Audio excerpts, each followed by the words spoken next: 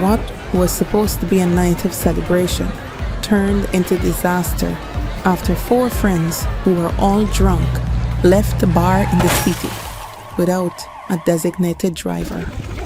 Designate a driver. Don't drink and drive.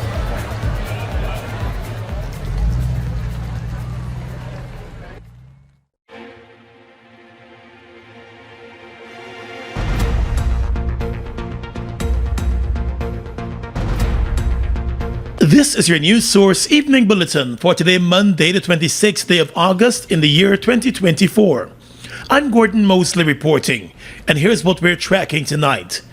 Tonight, the investigations are ongoing into that deadly drive-by shooting which took place on Durban Street early on Saturday morning. An all-black party in that area ended on Saturday morning tragically as gunmen opened fire on a group of persons standing outside the venue of that all-black event, moments after the music was turned off and persons were heading home. At least 6 persons were shot, and 2 of them have since died from their injuries. On Saturday morning, businessman Anthony Hapscom, also known as Pandit, was pronounced dead at the Georgetown Hospital after being rushed there. On Sunday morning, businessman Lawrence Wayne, also known as Boy Boy, died from his injuries. Both men suffered multiple gunshot wounds. 3 years ago, Wayne was freed of a murder charge related to the shooting death of a suspected bandit outside his business place during the course of a robbery. A number of the other persons injured in Saturday morning's shooting incident are known to law enforcement and have had previous brushes with the law. Among the injured from Saturday's shooting are former murder accused Tion Allen, also known as Spoiled Child, who suffered a gunshot wound to his shoulder, and former policeman Lloyd Roberts, who is nursing gunshot injuries to his chest and hip. 3 years ago, Tion Allen was charged for the murder of his ex-girlfriend in Linden. He was later freed of that murder charge. He was also charged recently in relation to the possession of an unlicensed firearm and ammunition.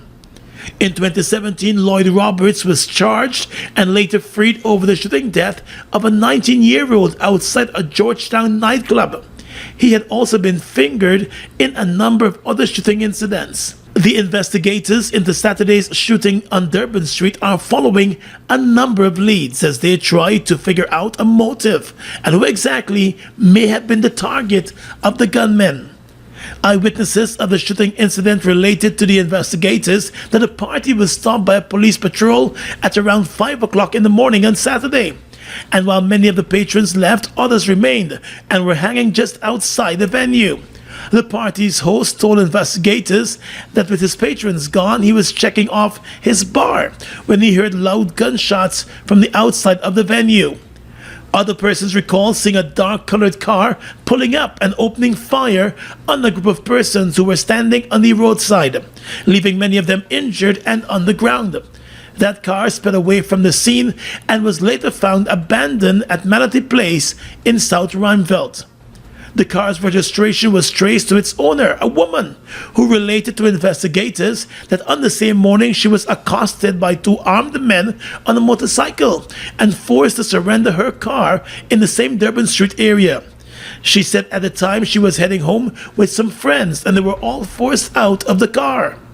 Back on the scene of the shooting, the investigators reported that they were able to retrieve 29 spent 9mm shells and 1 live 9mm round.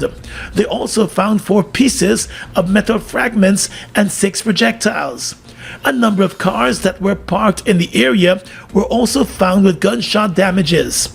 Investigations into the deadly drive-by shooting are ongoing. More news coming up in just a moment.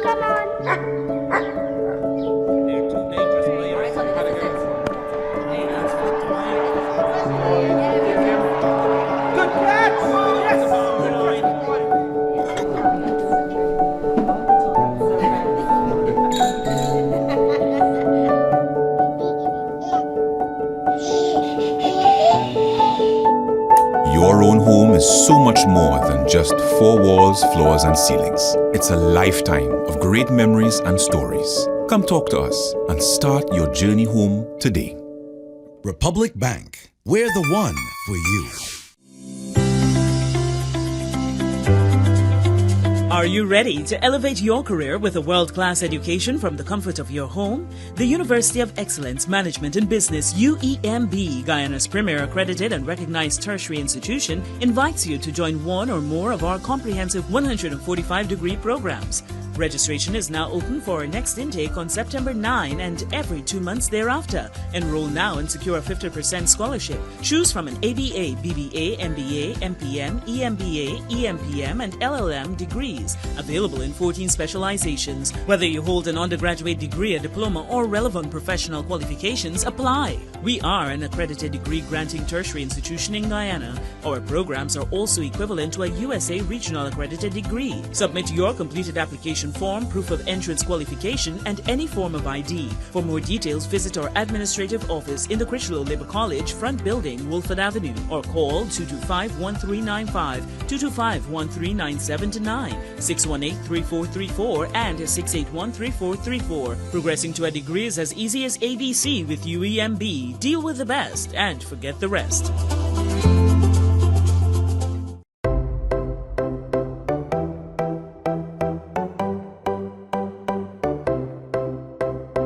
No matter the state of your home, you can make it beautiful for any occasion.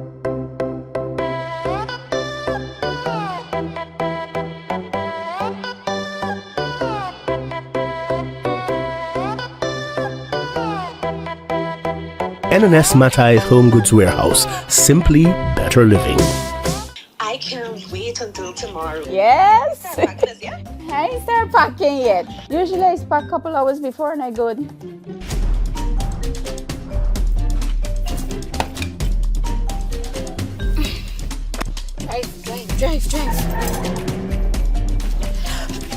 I got my phone, I got my keys, my charger, my Procrastinating planning for the future? Well, that's never a good idea. Let Demerara Mutual and Demerara Fire and General help you get started with planning for your future today. I'm with Dem.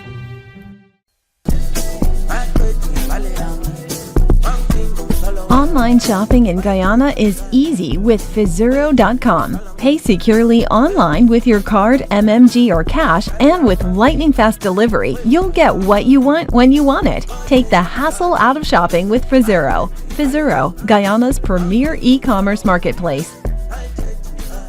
20 days after he was shot just outside his Norton Street apartment, 70-year-old Raymond Knight passed away at the Georgetown Hospital on Friday without making a recovery. While he regained consciousness and was alert at times, his condition worsened on Friday morning, and he died later the same day. Family members said a post-mortem examination was conducted on his remains today, and the cause of death was given as septic shock. Well, the postmortem said that he died from septic shock due to gunshot injuries. We are crying and begging for justice. We're asking you to go forward hands-on and give this family the justice that they need. An investigation is ongoing and we would like persistence in it. We would like for them to give us a satisfaction that we will be contented with. There's so many cases out there that is unsolved, and this case will not be the same. We would not be a part of this. Our father deserved the justice. The 70-year-old man had just parked his minibus and was walking into his yard on the night of the 3rd of August when he noticed a man dressed in dark-colored clothes walking towards him. He told investigators that the man pointed a gun at him and pulled the trigger, but the gun did not go off initially. He said he started to run and raised an alarm, but as he attempted to open the door to his apartment, the man fired a number of shots in his direction. He sustained 2 gunshot wounds and collapsed on the ground. The assailant was seen escaping from the area in a waiting motor car, which was spotted heading in the direction of Mandela Avenue from Norton Street. Investigators said they recovered 3 9mm spent shells at the scene. While there has been no arrest in the case, family members told investigators that days before the incident, the elderly man was threatened by one of his nephews over a dispute. At this point, trying to think of who would want to do that.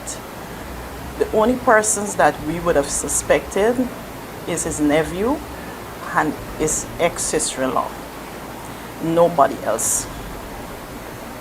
They were in court over a matter for years over his property that his grandmother died and left for him.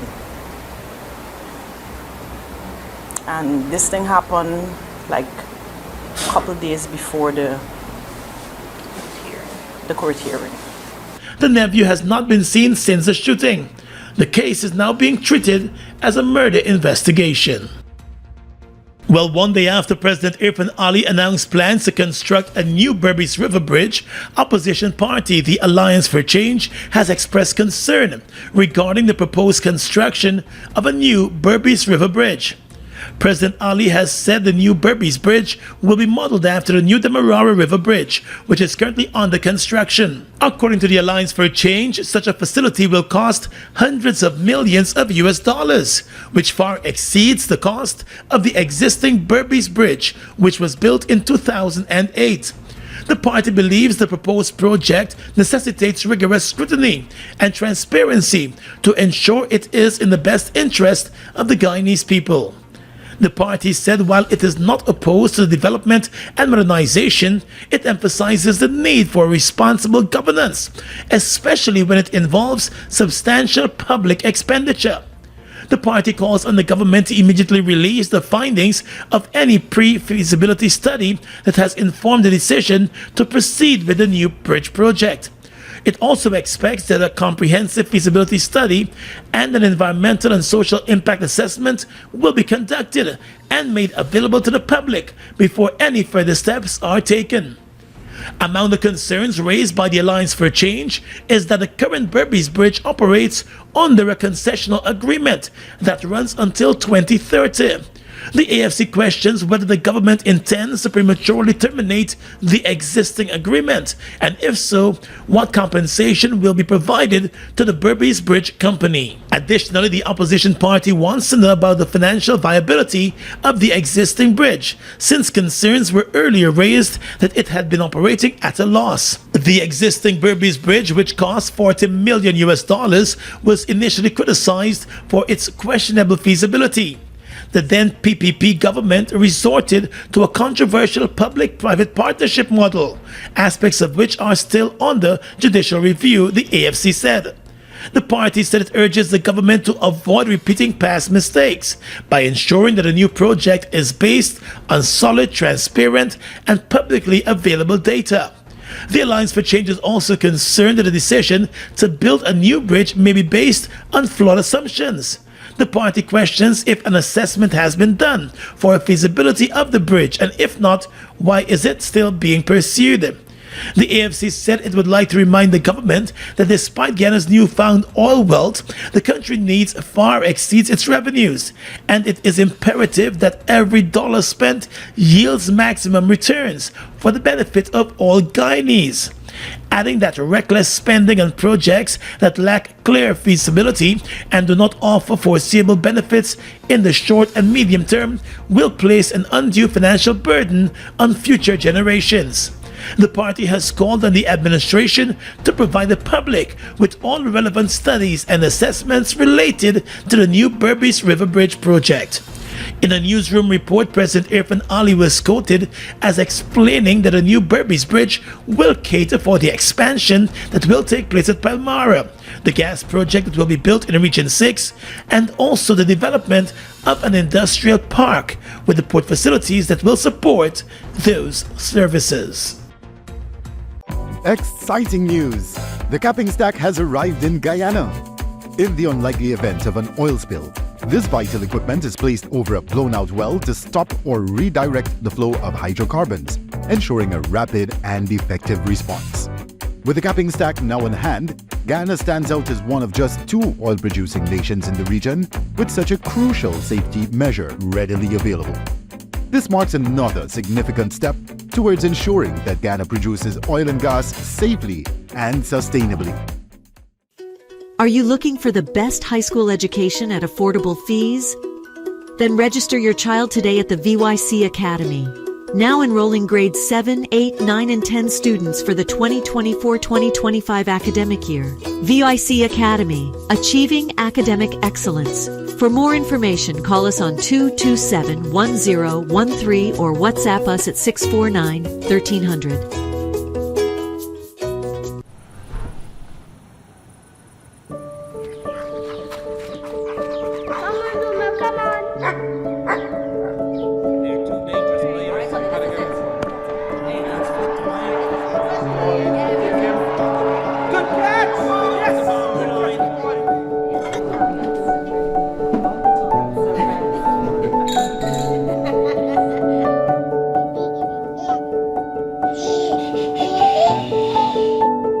Your own home is so much more than just four walls, floors, and ceilings. It's a lifetime of great memories and stories. Come talk to us and start your journey home today.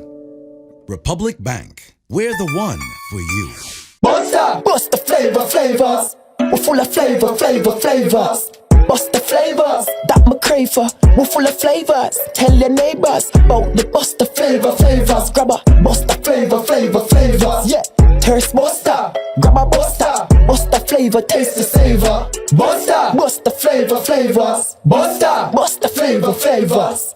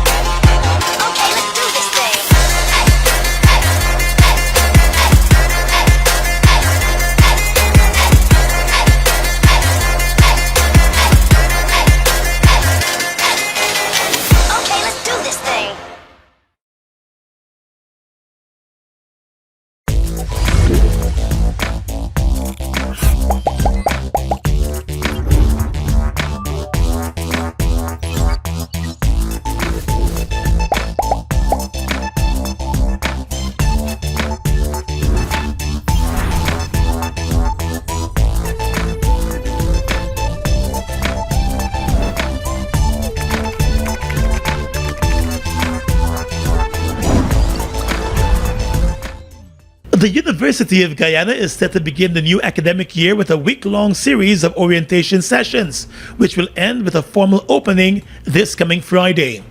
In a statement, the university's administrators said although many programs are at capacity, students who have applied and not yet heard from the university or who wish to register for programs that are not yet at capacity are encouraged to complete pending applications or registrations at the earliest or risk losing their places. Those registrations will close on the 31st of August.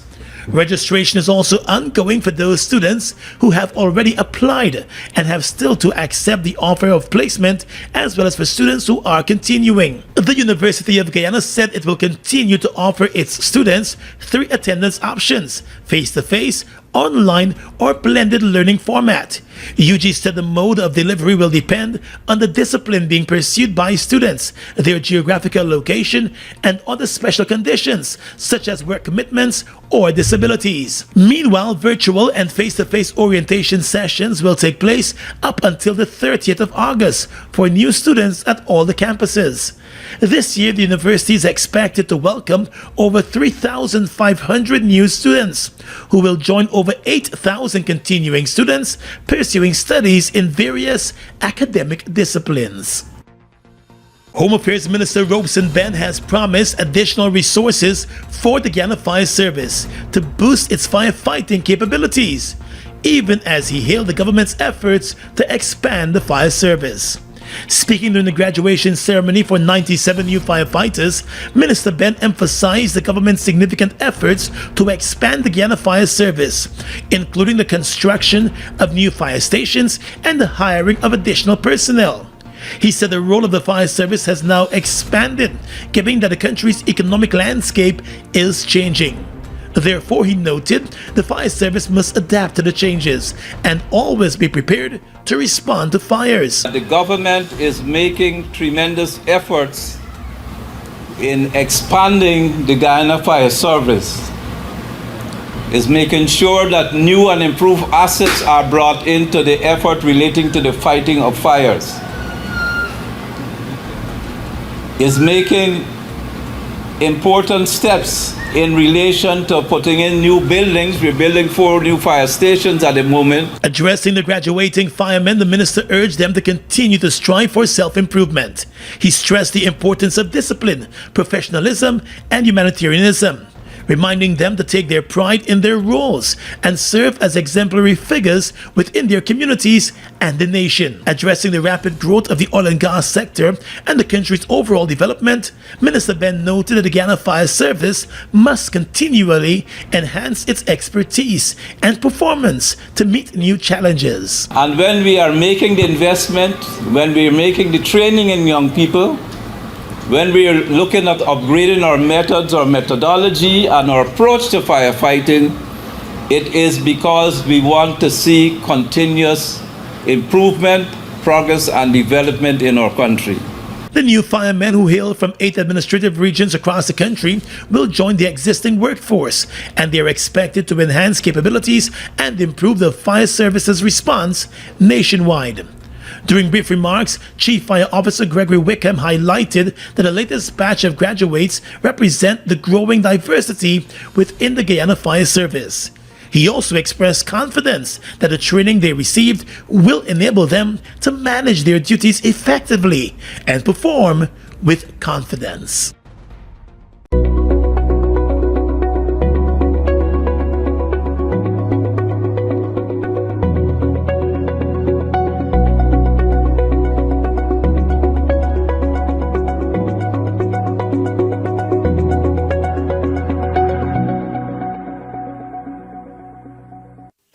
Are you looking for the best high school education at affordable fees? Then register your child today at the VYC Academy. Now enrolling grades 7, 8, 9, and 10 students for the 2024-2025 academic year. VYC Academy, achieving academic excellence. For more information, call us on 227-1013 or WhatsApp us at 649-1300. Win one of 10 great prizes in the Mobile Dip and Win promotion. Win a motorcycle, TVs, shopping sprees, or free mobile lubricant. Just buy any mobile lubricant, collect your entry form, complete it, and drop it into boxes provided at leading stores. Yes, buy any mobile lubricant and have a chance to win great prizes. Promotion ends October 2, 2024. Mobile lubricant, proven performance for your engine.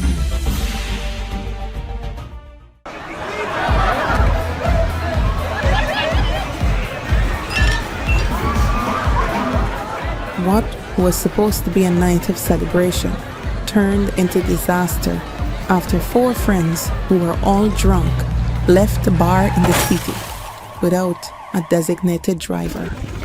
Designate a driver. Don't drink and drive.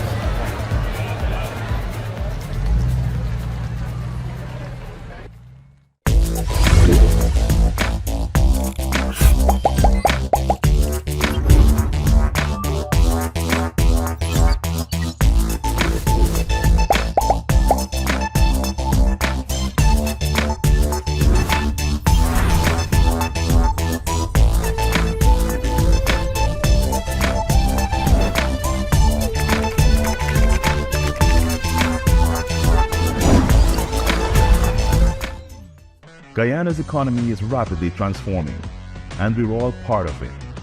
Guyoil is at the forefront of this development by providing reliable and efficient energy and supporting community development from the very core.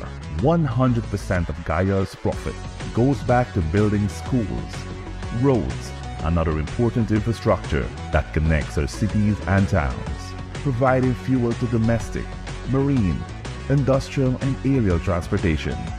Guyoil has now repositioned itself as a market leader in the petroleum industry, building a better future for all of us. Across the region tonight, let's begin in St. Vincent and the Grenadines, where the Ministry of Health, Wellness and the Environment has heightened its surveillance and testing capacity with regard to Mpox. To date, St. Vincent and the Grenadines has recorded no confirmed case of Mpox. The ministry said the heightened surveillance follows the World Health Organization's declaration of the current Mpox as a public health emergency of international concern. The Health Ministry in St. Vincent noted that Mpox is a viral zoonosis transmitted to humans from animals with symptoms similar to those seen in the past in smallpox patients, although it is clinically less severe. For some persons, the first symptom of Mpox is a rash, which can last between 2 to 4 weeks, while others may have skin rash accompanied by fever, headaches, muscle aches, back pain, low energy, and swollen lymph nodes. Vincentians have been advised to continue observing a healthy lifestyle, which reduces exposure to viral infections. In neighboring Brazil, a crisis cabinet has been set up by the Sao Paulo state government to deal with wildfires, which have put 30 Brazilian cities on alert. Flames have so far killed 2 people, and smoke has disrupted traffic on a dozen highways, while the capital, Sao Paulo, is shrouded in gray haze. Soaring temperatures and low humidity are stoking dangerous fire conditions in the state, which has endured a prolonged drought. Local government said 2 employees at an industrial plant in a city had died on Friday while fighting a fire, without providing more details. Brazil has recently experienced a huge wildfire in the Pantanal wetlands and vast flooding in the state of Rio Grande do Sul. The state government has also warned forest fires could spread rapidly. Finally tonight, international news. At least 6 people have been killed after Russia launched a massive attack across Ukraine, seriously damaging some power and water supplies. Explosions rang out in several cities, including Kiev, on Monday morning, as more than half of the country's regions came under attack from missiles and drones. Authorities have reported that people had died in the huge air raid. Russia confirmed it had targeted Ukraine's energy infrastructure, one of its long-term tactics, and said all its targets were hit. The barrage of drone and missile attacks began across the country overnight and on Monday, and continued well into this afternoon. And that's your News Source Evening Bulletin for tonight. I'm Gordon Mosley reporting and encouraging you to have a safe and enjoyable night.